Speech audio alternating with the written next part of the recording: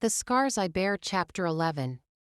As soon as the door shuts, he pushes me up against the wall, pressing his body against mine.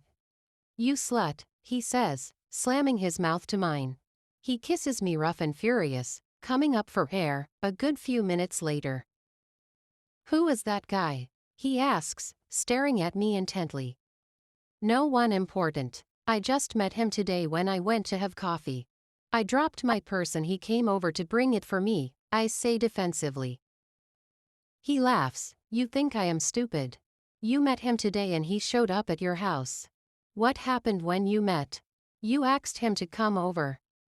"No, Mark. I didn't. He asked for my address from someone at the cafe and..." "You are sleeping with him. I saw how you looked at him and how he looked at you. He was literally fucking you with his eyes." "Don't be ridiculous. I just came out of the bathroom when he rang the doorbell. I wasn't expecting him. I thought it was you." He pulls off my towel and pulls me close to him. "You are mine and mine alone."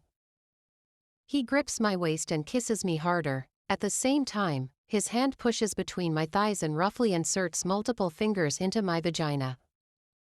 I gasp. "Mark, please stop it." I say.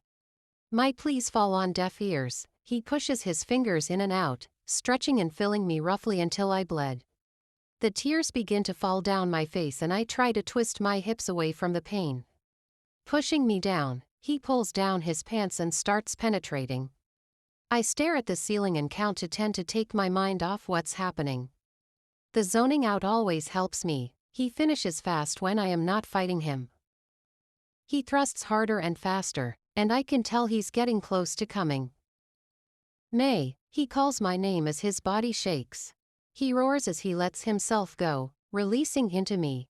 And before long he rolls off me and stands up. "Clean up and get dressed. Mom and Dad will be waiting for us," he says. "There's dinner at Mom's house, Dad's birthday dinner. Mark and I are supposed to make an appearance, but if it were up to me, I would stay home and sleep.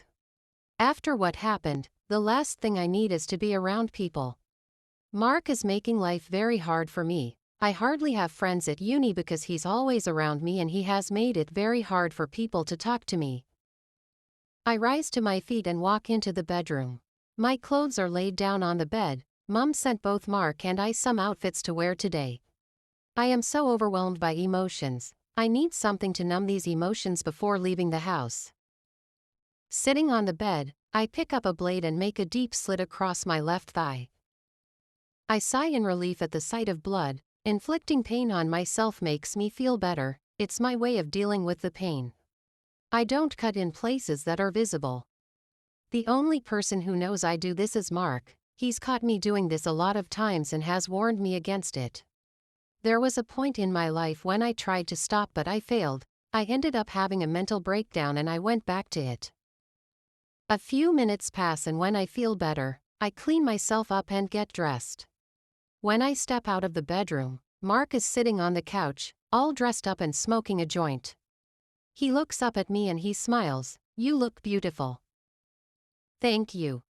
He pats the empty space next to him on the couch. I walk towards him and sit down. Mark sucks and holds the joint, lifting his head to blow out the smoke, then he hands it to me. I bring the joint to my lips, take a tentative puff, and quickly blow out the smoke. "I don't feel like going," I say. "Mom will be expecting us there," he responds. There's silence as we smoke. "Mark," I say, breaking the silence. "What? Why do you do this?" "Do what?" "The sex. The abuse. Everything. This is messed up. We are messed up. You should let me go. You have Vita. What do you think will happen when she finds out we have sex? You two are about to get engaged and the engagement won't change a thing. So what? You want to marry another woman and continue sleeping with me. I am not supposed to have another man in my life while you have a woman. Vita has always been a part of our lives and you know it. And so I just live with our situation. You know people will start talking. They know we are siblings but you are so controlling and treat me like your wife. Where's this coming from? I am just tired. Of what? Me. This. So you are cheating with that guy. This isn't about him. I don't even know him. I think we should get going. Mark. Stop it. Don't get me upset. Fine. I stand up and we head out to his car. He will be driving. Mom is currently in the limelight. Her political career is picking up. The last 2 years, Mom and I have done a number of interviews. Everyone adores hers for adopting a little girl and giving her a home. If only they knew what I've had to endure under her roof. I've just pulled out of my house when my phone begins to ring. Hello, I pick up without even checking my caller ID. I've been so distracted from the time I left May's apartment. There's something about the guy who showed up that doesn't sit well with me. She looked scared of him. He should be her boyfriend. He seems to be controlling. Is he abusive? You hang up on me. Darcy says on the other end of the line. I am sorry, babe. There's something I needed to sort out. Something like what? Nothing important. Have you thought about what we talked about?